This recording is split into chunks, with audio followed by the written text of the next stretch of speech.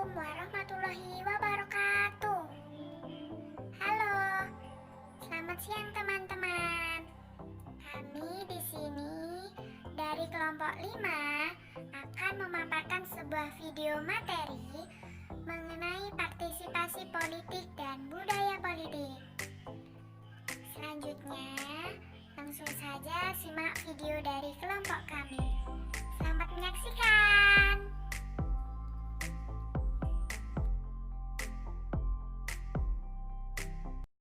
Saya akan menjelaskan materi tentang pengertian partisipasi politik. Partisipasi menjadi salah satu prinsip mendasar dari good government, sehingga banyak kalangan menempatkan partisipasi sebagai strategi awal dalam mengawali reformasi 1998. Menurut Soeharno, partisipasi berasal dari bahasa Latin yaitu pars yang artinya bagian, dan caper yang artinya mengambil peranan dalam aktivitas atau kegiatan politik negara. Apabila digabungkan berarti mengambil bagian. Dalam bahasa Inggris, participate atau participation berarti mengambil bagian atau peranan. Jadi partisipasi berarti mengambil peranan dalam aktivitas atau kegiatan politik negara. Selanjutnya yaitu menurut Huntington dan Nelson, partisipasi politik adalah salah satu aspek penting suatu demokrasi. Partisipasi politik merupakan ciri khas dari modernisasi politik. Adanya keputusan politik yang dibuat dan dilaksanakan oleh pemerintah menyangkut dan mempengaruhi kehidupan warga negara. Maka warga negara berhak ikut serta menentukan isi keputusan politik. Oleh karena itu, yang dimaksud dengan partisipasi politik adalah kegiatan warga negara yang bertindak sebagai pribadi-pribadi yang dimaksud untuk memenuhi pembuatan keputusan oleh pemerintah. Selanjutnya yaitu menurut Ramlan Surbakti. Beliau memberikan definisi singkat mengenai partisipasi politik sebagai bentuk keikutsertaan warga negara biasa dalam menentukan segala keputusan yang menyangkut atau mempengaruhi hidupnya. Kemudian, menurut Miriam Budiarjo, menyatakan bahwa partisipasi politik secara umum dapat didefinisikan sebagai kegiatan seseorang atau sekelompok orang untuk ikut secara aktif dalam kehidupan politik, yaitu dengan jalan memilih pemimpin negara dan langsung atau tidak langsung mempengaruhi kebijakan publik. Kegiatan ini mencakup tindakan seperti memberi suara dalam pemilihan umum, menghadiri rapat umum, menjadi anggota suatu partai atau kelompok kepentingan, mengadakan hubungan dengan penjabat pemerintah atau anggota parlemen, dan sebagainya. Oleh sebab itu, di negara-negara demokrasi pada umumnya dianggap bahwa partisipasi masyarakat lebih banyak, maka akan lebih baik. Dalam implementasinya, tingginya tingkat partisipasi menunjukkan bahwa warga negara mengikuti dan memahami masalah politik dan ingin melibatkan diri dalam kegiatan-kegiatan itu. Sebaliknya, tingkat partisipasi yang rendah pada umumnya dianggap sebagai tanda yang kurang baik, karena dapat ditafsirkan bahwa banyak warga tidak menaruh perhatian terhadap masalah kenegaraan. Dari beberapa pendapat yang dikemukakan oleh para ahli, dapat ditarik kesimpulan bahwa partisipasi politik adalah hal-hal yang berkaitan dengan kegiatan seseorang atau sekelompok orang dalam hal penentuan atau pengambilan kebijakan pemerintah, baik itu dalam hal pemilihan pemimpin ataupun penentuan sikap terhadap kebijakan publik yang dibuat oleh pemerintah untuk dijalankan, yang dilakukan secara langsung atau tidak langsung, dengan cara konvensional ataupun dengan cara non-konvensional atau bahkan dengan kekerasan. Selanjutnya yaitu faktor-faktor yang mempengaruhi partisipasi politik. Partisipasi politik merupakan suatu aktivitas tertentu dipengaruhi oleh beberapa faktor. Menurut Ramlan Surbakti, beliau menyebutkan dua variabel penting yang mempengaruhi tinggi rendahnya tingkat partisipasi politik seseorang, Yang pertama yaitu aspek kesadaran politik terhadap pemerintah. Yang dimaksud dalam kesadaran politik adalah kesadaran hak dan kewajiban warga negara. Misalnya hak politik, hak dan hak ekonomi, hak perlindungan hukum, kewajiban ekonomi, kewajiban sosial, dan lain-lain. Yang kedua, yaitu menyangkut bagaimana penilaian serta apresiasi terhadap kebijakan pemerintah dan pelaksanaan pemerintahannya. Selain itu, ada faktor yang terdiri sendiri. Artinya bahwa rendah kedua faktor itu dipengaruhi oleh faktor-faktor lain, seperti status sosial, afiliasi politik, orang tua, dan pengalaman berorganisasi. Yang dimaksud status sosial yaitu kedudukan seseorang berdasarkan keturunan pendidikan, pekerjaan, dan lain-lain. Selanjutnya, yang dimaksud status ekonomi yaitu kedudukan seseorang dalam lapisan masyarakat berdasarkan pemilikan kekayaan. Seseorang yang mempunyai status sosial dan ekonomi tinggi diperkirakan tidak hanya mempunyai pengetahuan politik, akan tetapi memiliki minat serta perhatian pada politik dan kepercayaan terhadap pemerintah. Faktor-faktor yang mempengaruhi partisipasi yaitu kesadaran politik, kepercayaan politik, pendidikan politik, dan sosialisasi politik. Yang pertama yaitu kesadaran politik. Kesadaran politik merupakan kesadaran yang terkait dengan hak dan kewajibannya sebagai warga negara. Dalam hal ini berarti berasal dalam diri seseorang itu sendiri. Itu namanya kesadaran politik.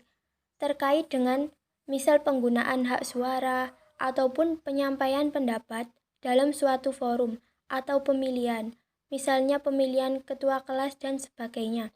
Berarti orang tersebut harus sadar akan posisinya. Yang kedua yaitu ada kepercayaan politik. Kepercayaan politik juga sangat berpengaruh terkait seseorang itu bisa percaya. Otomatis dalam hal politik erat kaitannya dengan kekuasaan. Berarti semakin seseorang pemimpin itu dapat mengayomi masyarakatnya, maka kepercayaan politik masyarakat terhadap pemimpin tersebut bisa tinggi ataupun sebaliknya. Yang ketiga yaitu pendidikan politik. Pendidikan politik juga sangat penting karena terkait dengan bagaimana misalnya seseorang tersebut dapat menyalurkan aspirasinya tersebut. Pemahaman tentang pendidikan politik dan bagaimana cara memilih dan bagaimana tingkat atau keingintahuan seseorang dalam dunia politik. Dan yang keempat yaitu sosialisasi politik. Sosialisasi politik juga menjadi faktor penting dalam tingkat partisipasi seseorang. Semakin banyak sosialisasi politik dilakukan, maka masyarakat akan semakin tahu. Tipologi partisipasi politik. Ar-Rahman HI mengatakan bahwa secara umum tipologi partisipasi sebagai kegiatan dibedakan menjadi 3, yakni 1. Partisipasi aktif yaitu partisipasi yang berorientasi pada proses input atau output. 2. Partisipasi pasif yaitu partisipasi yang berorientasi hanya pada output, dalam arti hanya menaati peraturan pemerintah, menerima dan melaksanakan saja setiap keputusan pemerintah. 3. Golongan putih atau golput atau kelompok apatis, yaitu menganggap sistem politik yang ada menyimpang dari yang dicita-citakan. Milbrand dan Goel yang dikutip oleh Cholisin membedakan partisipasi politik menjadi beberapa kategori, yaitu 1. Partisipasi politik apatis adalah orang yang tidak berpartisipasi dan menarik diri dari proses politik. Yang kedua, partisipasi politik spektor adalah orang yang setidak-tidaknya pernah ikut memilih dan pemilihan umum. Yang ketiga, partisipasi politik gladiator adalah mereka yang secara aktif terlibat dalam proses politik, yakni komunikator, spesialis mengatakan atau mengadakan kontak tatap muka, aktivis partai, dan pekerja kampanye, serta aktivis masyarakat. Yang keempat, partisipasi politik pengkritik adalah orang-orang yang berpartisipasi dalam bentuk yang tidak konvensional. Partisipasi kolektif dibedakan menjadi dua, yakni 1. Partisipasi kolektif konvensional yang seperti melakukan kegiatan dalam proses pemilihan umum. Kedua, partisipasi politik kolektif non-konvensional atau agresif, seperti pemogokan yang tidak sah, melakukan hura-hura, menguasai bangunan umum. Partisipasi politik kolektif agresif dapat dibedakan menjadi dua, yaitu aksi agresif yang kuat dan aksi agresif yang lemah. Suatu aksi agresif dikatakan kuat dilihat dari 3 ukuran, yaitu bersifat anti-rezim, melanggar peraturan mengenai aturan partisipasi politik normal, mengganggu fungsi pemerintah, dan harus merupakan kegiatan kelompok yang dilakukan oleh monoelit. Sedangkan partisipasi politik kolektif agresif yang lemah adalah yang tidak memenuhi ketiga syarat tersebut di atas. Di negara-negara berkembang seperti ini, partisipasi politik cenderung digerakkan secara meluas dan diarahkan untuk kepentingan pembangunan. Orang-orang melakukan demonstrasi atau memberikan suara dengan jalan tersebut tampaknya merupakan wujud nyata dan dari partisipasi politik yang mudah serta mengundang perhatian dari berbagai kalangan. Selanjutnya yaitu bentuk-bentuk partisipasi politik. Paige dalam Cholisin merujuk pada tinggi rendahnya kesadaran politik dan kepercayaan pemerintah. Sistem politik dibagi menjadi 4 tipe, yaitu 1. Partisipasi aktif, yaitu apabila seseorang memiliki kesadaran politik dan kepercayaan kepada pemerintah tinggi. Yang kedua, partisipasi pasif tertekan atau apatis, yaitu kesadaran politik dan kepercayaan kepada pemerintah rendah, maka partisipasi politik cenderung pasif atau tertekan. Yang ketiga, partisipasi militan radikal terjadi apabila kesadaran politik tinggi tetapi kepercayaan kepada masyarakat yang sangat rendah. Yang keempat, partisipasi tidak aktif atau yang disebut dengan pasif, yaitu apabila kesadaran politik sangat rendah tetapi kepercayaan terhadap pemerintah sangat tinggi. Politik non-konvensional: A. Pengajuan petisi, B. Berdemonstrasi, C. Konfrontasi, D. Mogok, E.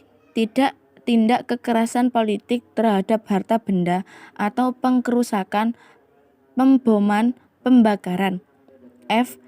Tindakan kekerasan politik terhadap manusia, penculikan, pembunuhan, perang gerilya, serta revolusi. Kelompok paling bawah pada gambar piramida partisipasi politik yaitu kelompok yang sama sekali tidak terlibat dan tidak melakukan kegiatan politik. Disebut sebagai kelompok apotilis oleh Root dan Wilson. Kelompok satu tingkat di atasnya yaitu kelompok pengamat.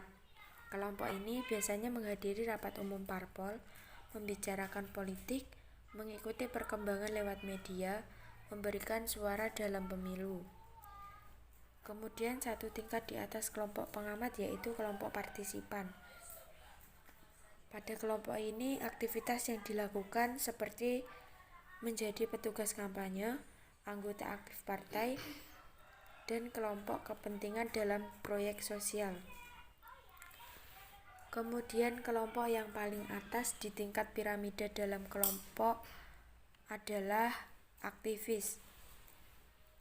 Warga yang tergabung dalam kelompok ini sedikit jumlahnya, karena mereka merupakan pejabat partai sepenuh waktu, pemimpin partai, atau pemimpin kepentingan.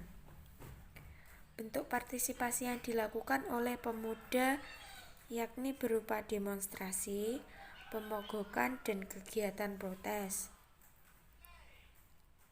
Ciri yang dimiliki pemilih pemula yaitu latar belakang tingkat partisipasi pemilih adalah pendidikan dan jenis kelamin. Setiap komunitas masyarakat memiliki latar belakang yang berbeda-beda. Hal tersebut akan mempunyai pengaruh terhadap tingkat partisipasi politik dalam Pilpub, serta menjadi bagian partisipasi dalam dinamika kegiatan politik. Menurut Collison, perilaku memilih adalah serangkaian kegiatan membuat keputusan, yaitu memilih atau tidak memilih. Perilaku memilih adalah keikutsertaan warga dalam pemilu sebagai rangkaian pembuatan keputusan.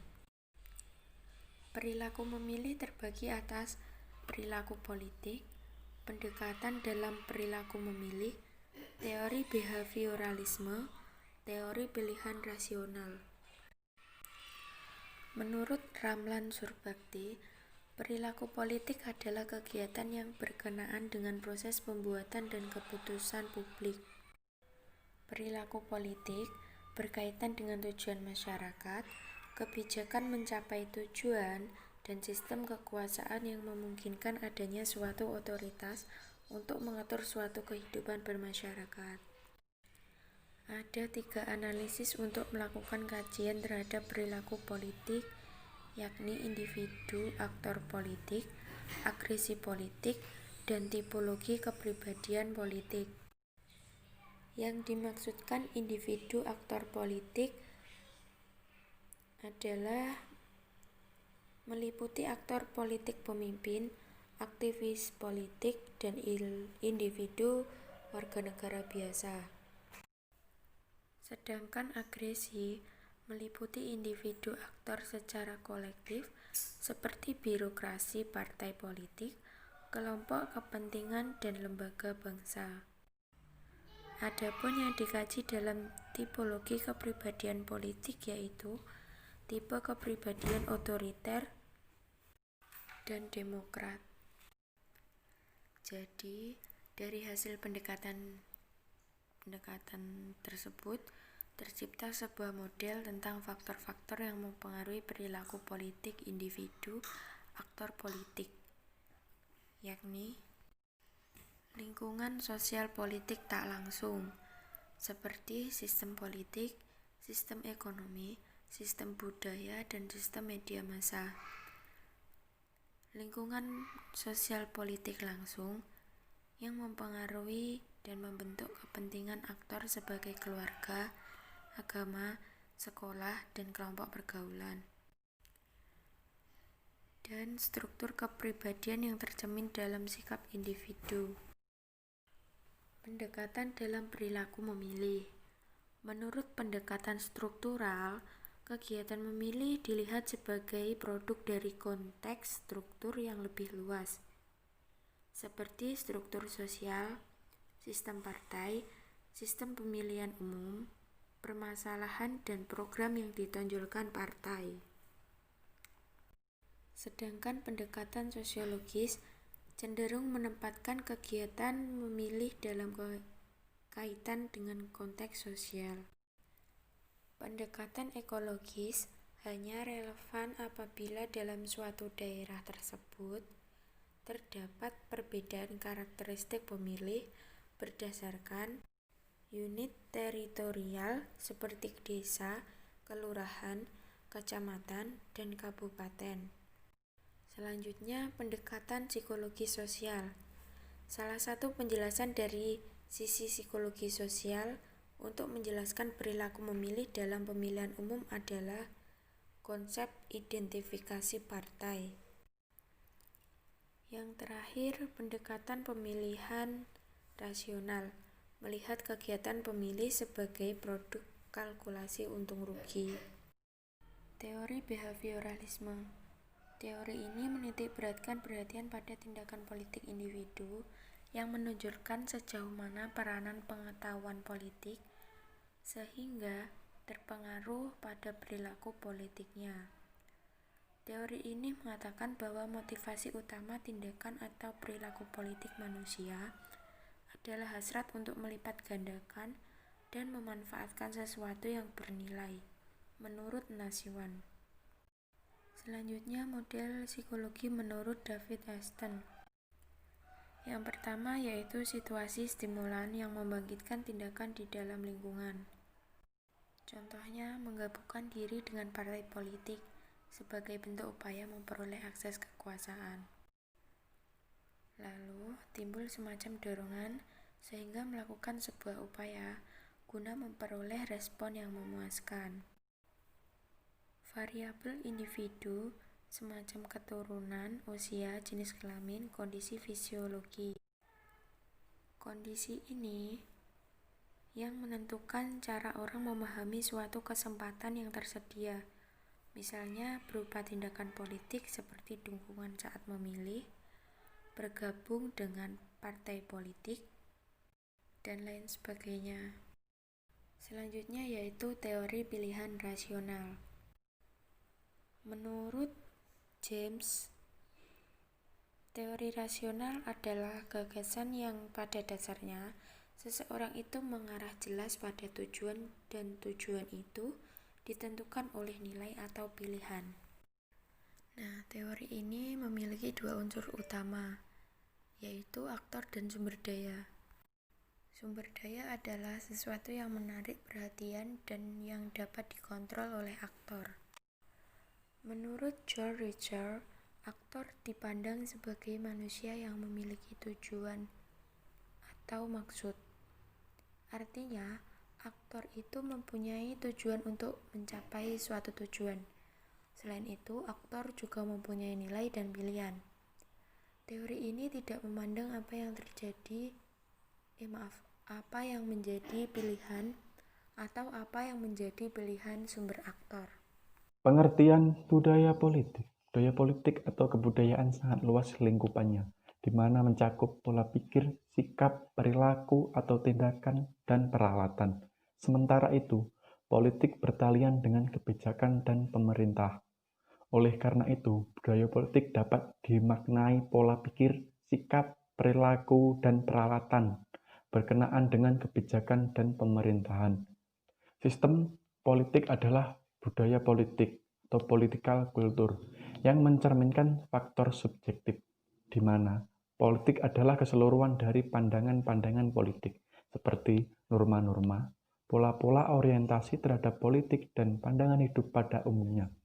Budaya politik mengutamakan dimensi psikologis dari suatu sistem politik, yaitu sikap-sikap, sistem-sistem kepercayaan, simbol-simbol yang dimiliki oleh individu-individu dan beroperasi di dalam seluruh masyarakat, serta harapan-harapannya. Kegiatan politik seseorang misalnya tidak hanya ditentukan oleh tujuan-tujuan yang didambakannya, tetapi juga oleh harapan-harapan politik yang dimilikinya, oleh pandangannya mengenai situasi politik. Tipe budaya politik. 1. Budaya politik kaula. Budaya politik kaula yaitu di mana anggota masyarakat mempunyai minat, perhatian, mungkin pula kesadaran terhadap sistem sebagai keseluruhan, terutama terhadap segi outputnya. Perhatian yang frekuensinya sangat rendah atas aspek input serta kesadarannya sebagai aktor politik, boleh dikatakan nol. Posisinya sebagai kaula pada pokoknya dapat dikatakan posisi yang pasif. Mereka menganggap dirinya tidak berdaya mempengaruhi atau mengubah sistem, dan karena itu menyerah saja kepada segala kebijakan dan keputusan para pemegang jabatan dalam masyarakatnya. 2. Budaya politik parokial. Budaya politik parokial artinya terbatas pada wilayah atau lingkup yang kecil atau sempit, misalnya yang bersifat provinsial. Dalam masyarakat tradisional dan sederhana, di mana spesialisasi sangat kecil pada perilaku politik, sering serempak dengan melakukan peranannya dalam bidang ekonomi, keagamaan, dan lainnya. 3. Budaya politik primordial. Budaya politik primordial ditandai adanya ikatan-ikatan kepentingan-kepentingan secara rasional, individual, atau kelompok berada di atas kepentingan hidup bersama. Dari keadaan seperti itu bisa memunculkan kelompok-kelompok kecil atau relatif besar pertemanan atau perhimpunan yang bisa menyampaikan kepentingan umum. Atas dasar itu, menyampingkan profesionalitas sehingga memunculkan spoil system atau lawan merit system dalam sistem rekrutmen aparatur pemerintah atau institusi. 4. Budaya politik partisipan. Budaya politik partisipan ditandai oleh adanya perilaku seseorang menganggap dirinya atau orang lain sebagai anggota aktif dalam kehidupan politik. Seseorang dengan sendirinya menyadari setiap hak dan tanggung jawabnya atau kewajibannya, serta dapat pula merealisasi dalam mempergunakan hak dan tak menanggung kewajibannya. Tidak diharapkan seseorang harus menerima begitu saja keadaan. Berdisiplin mati, tunduk terhadap keadaan, tidak lain karena ia merupakan salah satu mata rantai aktif proses politik. Dengan demikian, seseorang dalam budaya politik partisipan dapat menilai dengan penuh kesadaran baik sistem sebagai totalitas input dan output maupun posisi dirinya sendiri. Aneka ragam politik di Indonesia. Profesor Dr. Hadi Suradi Kantrapawira SH mengkonstansi budaya politik Indonesia meliputi 1. Konfigurasi subkultur di Indonesia. Konfigurasi subkultur atau subbudaya di Indonesia masih aneka ragam, walaupun tidak sekompleks yang dihadapi oleh India yang menghadapi masalah perbedaan bahasa, agama, kelas, kasta yang semuanya relatif masih rawan. Yang kedua, parokial kaula dan partisipan di Indonesia. Budaya politik di Indonesia bersifat parokial kaula di satu pihak dan partisipan di lain pihak. Mungkin disebabkan oleh isolasi dari kebudayaan luar, pengaruh penjajahan, feodalisme, bapakisme, dan ikatan primordial. Sedangkan di pihak lain, kaum elit sungguh-sungguh merupakan partisipan yang aktif yang kira-kira disebabkan oleh pengaruh pendidikan modern barat. Kadang-kadang bersifat sekular dalam arti relatif, dapat membedakan faktor-faktor penyebab disintegrasi lazim. Yang ketiga, ikatan primordial yang masih kuat di Indonesia. Sifat ikatan primordial yang masih kuat berakar yang dikenal melalui indikatornya berupa sentimen kedaerahan, kesukuan, dan perbedaan pendekatan terhadap keagamaan tertentu. Yang keempat, paternalisme dan patronal di Indonesia. Kecenderungan budaya politik Indonesia yang masih mengukuhi sikap paternalisme dan sifat patrimonial sebagai indikatornya antara lain dapat disebutkan bapakisme, sikap asal bapak senang. Yang kelima, problema modernisasi dan tradisi di Indonesia. Hal ini merupakan dilema yang terjadi antara modernisasi dan pola-pola yang telah lama berakar sebagai tradisi dalam masyarakat aneka ragam budaya politik di Indonesia. Dampak budaya politik dalam suatu sistem politik. Yang pertama, dampak dari budaya politik kaula. Oleh karena budaya politik kaula memposisikan individu atau kelompok dalam keadaan pasif sehingga apatis, maka partisipasi mereka kepada pengembangan kehidupan politik suatu pemerintahan atau institusi dalam suatu sistem politik rendah. Yang kedua, dampak dari budaya politik parokial yang memposisikan individu atau kelompok dalam lingkup kedaerahan yang sempit, maka partisipasi mereka kepada pengembangan kehidupan politik suatu pemerintahan atau institusi dalam suatu sistem politik terkotak-kotak berdasarkan asal daerahnya masing-masing. Yang ketiga, dampak budaya politik primordial, yaitu memposisikan individu atau kelompok pada pilihan pertemanan atau perhimpunan yang sempit untuk memuluskan kepentingannya dalam suatu sistem politik. Yang keempat, dampak dari budaya politik partisipan yang memposisikan individu atau kelompok sebagai anggota aktif dari suatu pemerintahan atau institusi dalam suatu sistem politik. Maka kontribusi atau partisipasi individu atau kelompok terhadap pengembangan kehidupan politik suatu pemerintahan atau institusi dalam suatu sistem politik tinggi. Terima kasih telah menonton video ini. Jangan lupa like, komen, dan subscribe. Demikian akhir presentasi dari kelompok kami. Semoga bermanfaat untuk kita semua dan apa yang disampaikan barusan adalah awal untuk kita menerjang badai kehidupan. Wassalamualaikum warahmatullahi wabarakatuh.